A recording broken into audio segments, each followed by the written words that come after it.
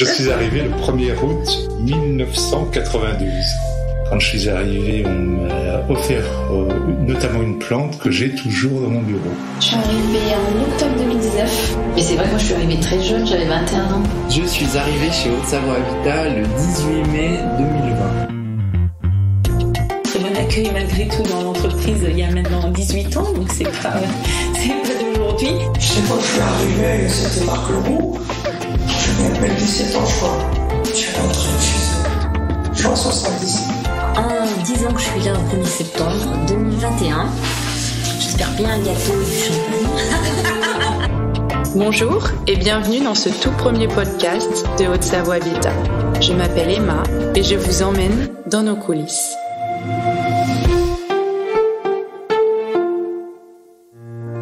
Parce qu'une entreprise ne serait rien sans ses salariés, nous avons décidé de vous parler de l'accueil des salariés au sein de notre structure.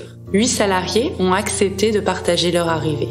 Imaginez, dans 5 minutes, vous allez faire vos premiers pas dans une nouvelle structure.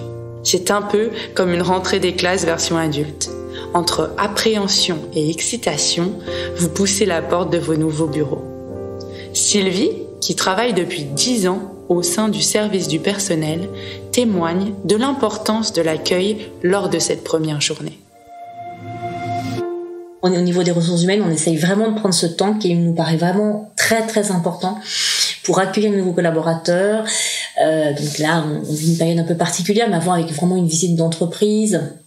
Et vraiment, c'est ces tout premiers jours qui nous paraissent vraiment très très importants. D'après une enquête réalisée par le cabinet Mercury Urval en 2017, 4% des nouvelles recrues quittent leur emploi le premier jour, 22% quittent leur emploi dans les 45 premiers jours et 49% des ruptures de contrat au cours des premiers mois ont pour cause des divergences de points de vue par rapport à la culture de l'entreprise. Pour éviter ce type de situation, Haute-Savoie Habitat mise sur la confiance, la transparence, la bienveillance et un circuit d'intégration rondement mené. Jean-Michel Vertuy, directeur des ressources humaines et de l'administration générale, nous en dit plus. Comme je dis souvent dans les entretiens de recrutement, moi ce qui m'importe c'est que chacun joue carte sur table, c'est-à-dire que nous on soit clair sur ce qu'on propose, on essaie de l'expliquer au mieux aux candidats qu'on rencontre et ma demande vis-à-vis des candidats c'est qu'eux aussi soient clairs sur eux-mêmes et sur leurs attentes, de telle sorte que quand la personne arrive dans l'entreprise, on ait mis chacun le maximum de chances de notre côté pour se dire ça va marcher. Chez nous, le processus de recrutement peut être un peu long, mais ça correspond à ce besoin-là. On n'est pas dans un recrutement qui est du genre une personne passe et puis on lui dit ok, on vous prend à l'essai et on verra ce que ça donne. Et si on veut justement créer cette relation de confiance et être dans la stabilité de la relation de travail, même si après le salarié est libre d'évoluer professionnellement comme il l'entend, de quitter l'entreprise, de postuler à d'autres postes en interne s'il le souhaite. Pour avoir une relation de confiance,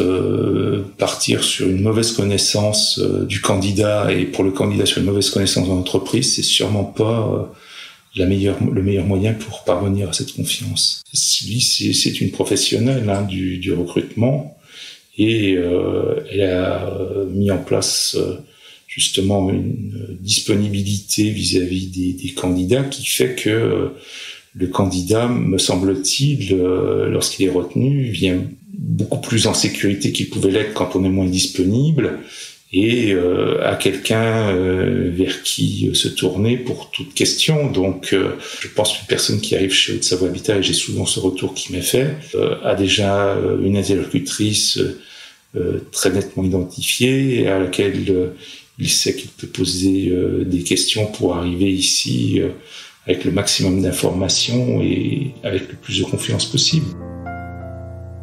On l'a bien compris, Sylvie est la référente des nouveaux embauchés. Mais comment s'est passée l'arrivée de la personne qui gère aujourd'hui l'ensemble des futurs arrivés ? Alors moi je venais d'une entreprise où ça faisait 20 ans que j'étais, donc voilà, c'était différent. Mais moi en tout cas ce qui m'a marqué le premier jour où je suis arrivée, donc il y a plus de 10 ans, c'est que quand je suis arrivée, il y avait en tout cas, bon voilà, on m'attendait, on savait qui j'étais. Donc ça déjà, ça c'est plutôt agréable. Il y avait mon nom sur la porte, il y avait mon nom sur... et ça, je me suis dit, dis donc, voilà, j'ai eu à taper mes codes, ça marchait tout de suite. Et ça, je trouve que c'est vraiment un signe d'intégration et de reconnaissance tout de suite qui est assez immédiat. Voilà, le nom sur la porte, on a ses codes, ça marche tout de suite, on nous donne confiance tout de suite. Donc moi, je suis quand même dans un service qui est relativement sensible, mais on m'a pas dit, non, toi, tu auras accès aux éléments de paye dans 6 mois ou dans 3 mois ou je sais pas quoi. Voilà, moi j'ai tout de suite eu accès à tout et vraiment c'est un signe de confiance qui était important. Et puis petit à petit, j'ai fait mon nid, j'ai fait créer mon poste, à vrai dire. Et puis voilà, avec toujours cette même passion. La passion a permis à Sylvie, accompagnée par l'ensemble de l'équipe des ressources humaines, de développer et de mettre en place un dispositif d'accueil des nouveaux salariés.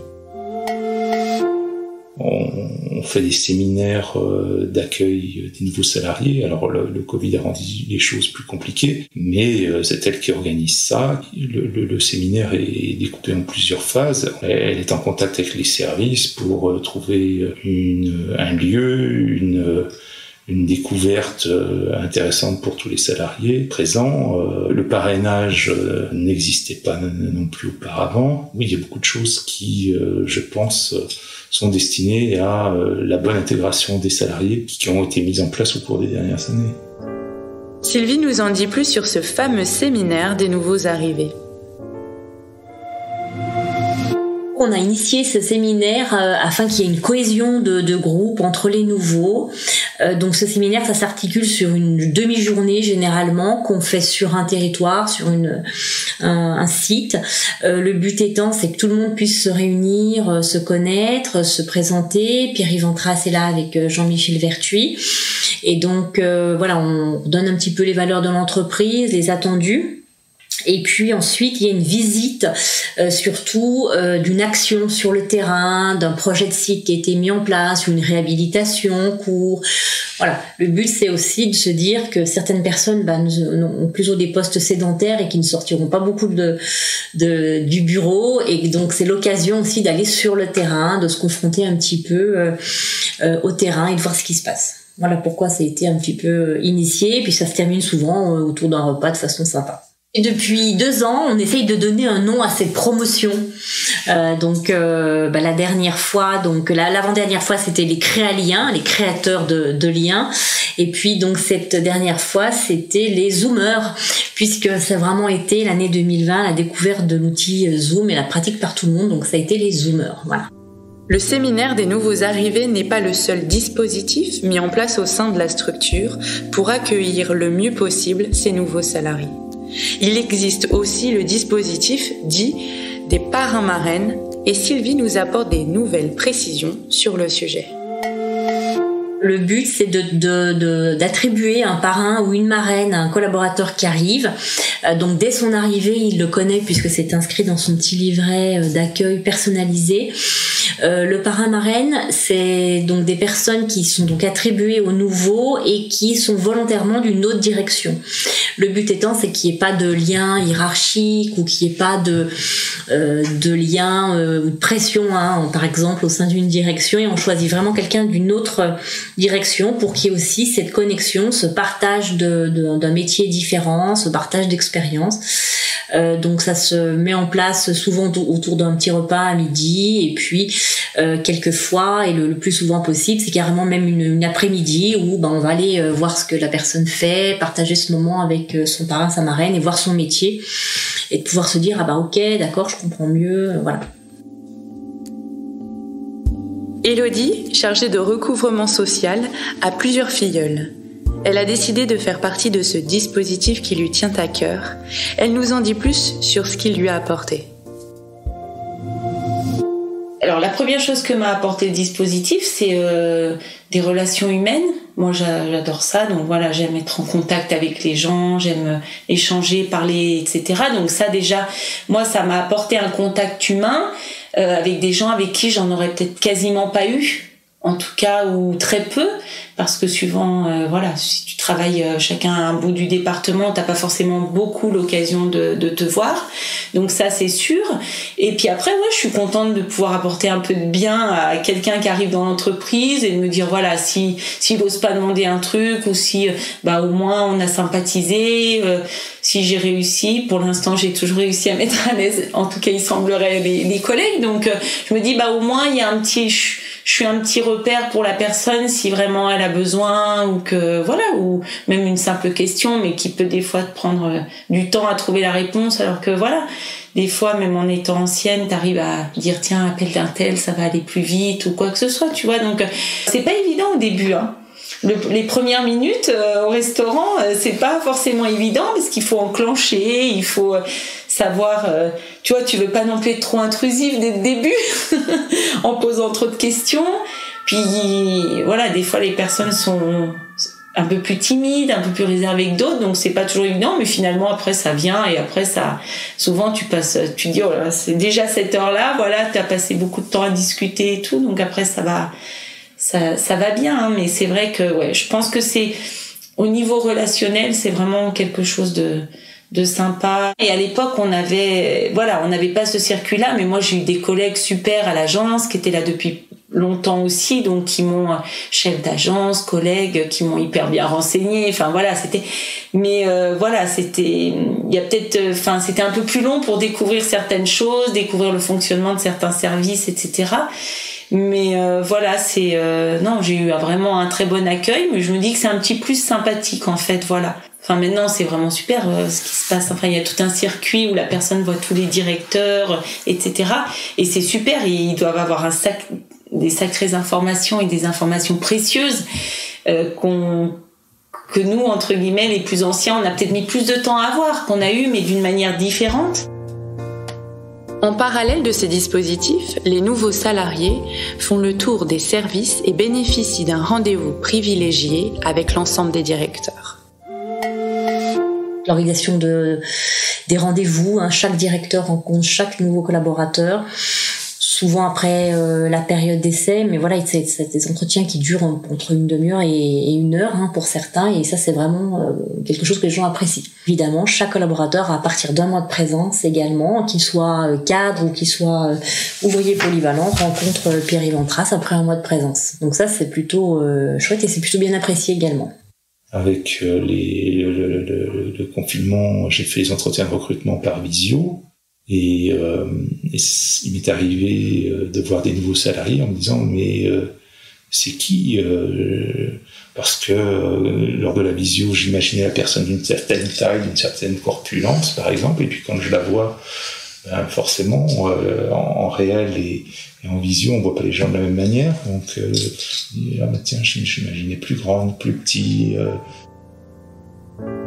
Le 8-9 est un codir ouvert à l'ensemble de la structure qui a lieu tous les matins entre 8h et 9h où sont abordés l'ensemble des sujets de la vie quotidienne de l'entreprise. Cette instance a été mise en place durant le premier confinement afin de conserver un lien entre l'ensemble des salariés et des directeurs.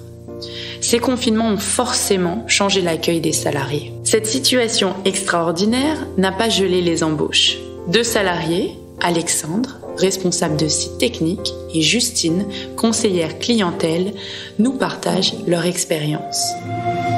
On s'est présenté aussi pendant le codir, comme nouveau arrivant. Donc c'est vrai que c'est sympa aussi de se présenter, parce que ça montre quand même qu'on n'est pas que dans un service, mais qu'on est une équipe tout entière. Donc c'est vrai que j'ai bien aimé aussi de se présenter au codir, expliquer ta vie personnelle. T'es pas qu'un employé qui est là et puis qui doit travailler. Je trouve que ça fait vraiment le côté humain où on se présente à tout le monde, qu'on est une grande équipe, et c'est vrai que c'est ça qui me plaît. Je suis rentré dans un contexte particulier puisque c'était en plein Covid, entre les 2 premiers confinements. Alors j'ai rencontré l'équipe avec qui je travaille dans un premier temps en visio, donc je les ai accompagnés sur des réunions d'équipe, et ensuite j'ai pu rencontrer mes collègues un par un pratiquement. J'ai été pas mal accompagné par Thomas Gentini que je remplaçais. Et du coup, il m'a montré les secteurs, etc. Donc j'ai passé pas mal de temps avec lui avant de commencer. Cette période de Covid m'a pas forcément stressé. Donc on va dire que ça n'a pas eu énormément d'impact sur moi. Simplement les relations avec les collègues qui étaient un petit peu différentes, puis même pour rencontrer tous les services. Il y a encore plein de services où j'ai pas pu voir malheureusement à cause du Covid. Mais autrement, non, j'ai été très bien intégré par mes collègues. Et après, j'ai eu mon CDI du coup en mai 2020. J'aurais dû l'avoir en mars. Mais du fait du confinement, du coup, j'ai été décalée, étant le cluster à la BAM de Célingy. Mon CDI était la veille du confinement. J'avais rendez-vous le mardi et le lundi, du coup, j'ai dû être confinée.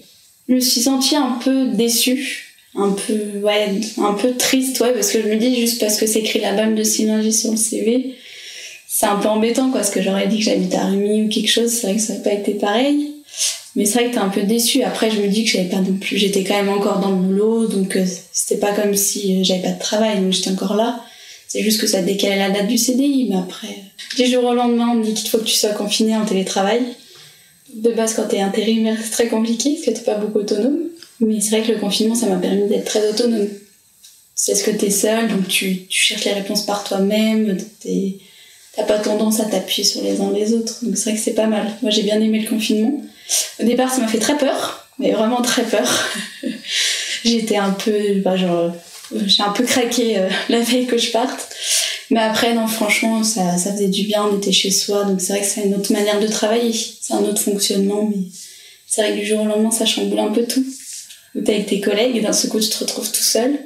Bon, c'est vrai qu'on est une bonne équipe, donc c'est vrai que j'avais quand même des mails tous les jours, ils m'envoyaient des photos d'eux ou des choses comme ça, donc c'est vrai que ça aidait à bien faire, à bien prendre le confinement et à bien travailler. Mais c'est vrai qu'heureusement qu'il y a l'équipe et puis les autres. C'est vrai que moi, dans le parcours d'intégration, ce qui m'a un peu manqué, c'est vraiment faire le tour des services ici.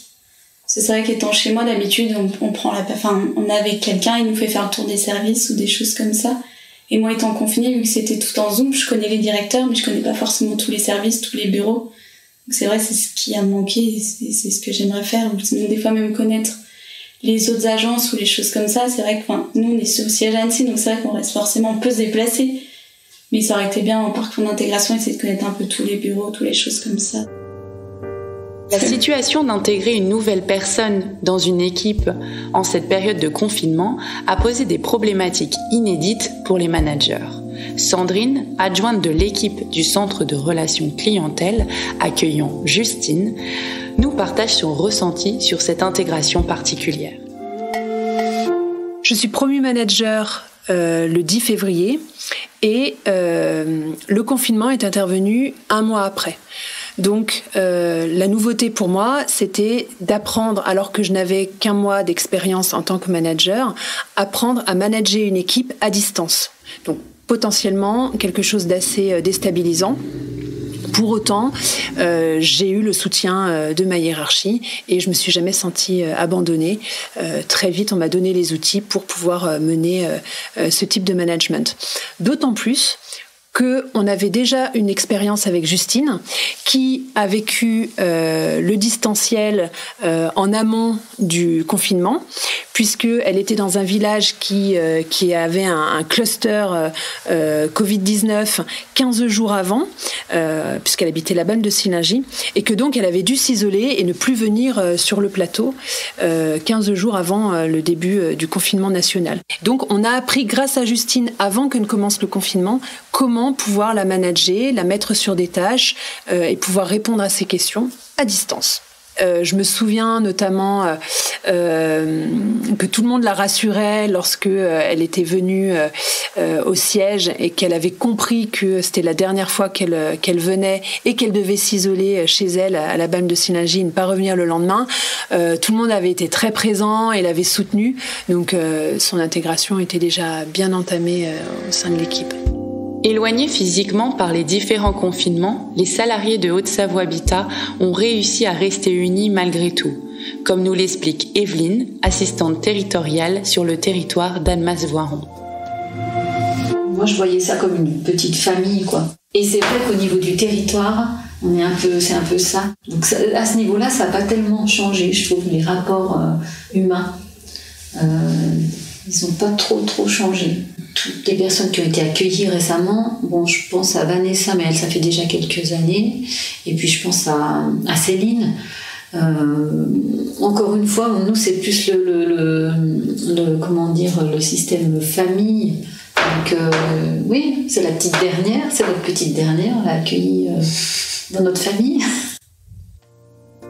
Si certains salariés se sentent comme dans une seconde famille, une des notions qui ressort le plus chez les nouveaux salariés est la confiance. Quand je suis rentré à Haute-Savoie Habitat, j'ai tout de suite compris qu'il y avait une certaine autonomie et du coup une certaine confiance. Et je l'ai ressenti auprès de mon manager et auprès de l'équipe avec qui je travaille. Je cherchais à avoir une certaine autonomie, une confiance de la part des gens avec qui je travaille. Et le fait qu'ils me le montrent et que qu'ils me le montrent, c'est vrai que c'est plutôt sympa, c'est plutôt agréable. Moi, ce qui m'étonne, c'est vraiment dans ce travail, c'est ce côté humain qu'on a tous ensemble. On voit qu'on est une équipe tous ensemble et qu'on n'est pas vraiment que là pour travailler. Il y a vraiment ce côté où il y a de l'entraide, où on est tous là. C'est vraiment ce côté social. On est vraiment une équipe à part entière, que ce soit le CRC, l'équipe technique ou les autres services.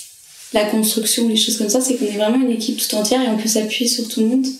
Ce que j'avais pas dans mes autres travails, en fait. Parce que avant, je faisais des travails étudiants. Et en fait, t'étais vraiment là que pour travailler. T'as pas vraiment de collègues où tu t'entendais bien, où tu pouvais rigoler dans ton travail.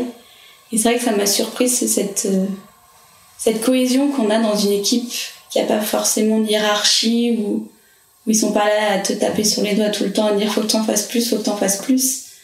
Et c'est vrai qu'en fait, en étant dans ce mouvement-là, en laissant la personne comme moi travailler comme je fais, comme j'en ai envie, et en fait, c'est vrai que c'est là où on donne plus et on a envie de donner. Parce que c'est vrai que je vois que c'est du donnant-donnant dans ce travail, et c'est vrai que c'est ça que j'aime beaucoup. Et ça m'a surpris parce que souvent, c'est pas forcément donnant-donnant. Je trouve que c'est beaucoup le salarié qui donne, mais derrière, t'as pas forcément de retour. Et là, c'est vrai que quand tu vois que par exemple Nathalie revient beaucoup vers nous, Marie-B revient beaucoup vers nous pour dire c'est bien ce que tu fais, et qu'ils sont pas là juste en disant bah ça tu fais mal, c'est vrai que ça m'a beaucoup surpris. Avoir des retours positifs, ça m'aime beaucoup. On fait confiance à la personne et on n'est pas là à la surveiller, on lui fait confiance, et c'est en nous faisant confiance qu'on a envie de donner en fait. Quand t'as envie d'aller travailler et que t'es content de te lever le matin, c'est du bonheur quoi. Cette confiance est un élément au cœur de la stratégie d'entreprise chez Haute-Savoie Habitat. Elle a été fortement affirmée en juin 2013 lors d'un séminaire à Chamonix. D'anciens salariés, comme Élodie, témoignent de ce moment qui marque un tournant pour notre entreprise. L'entreprise est complètement métamorphosée.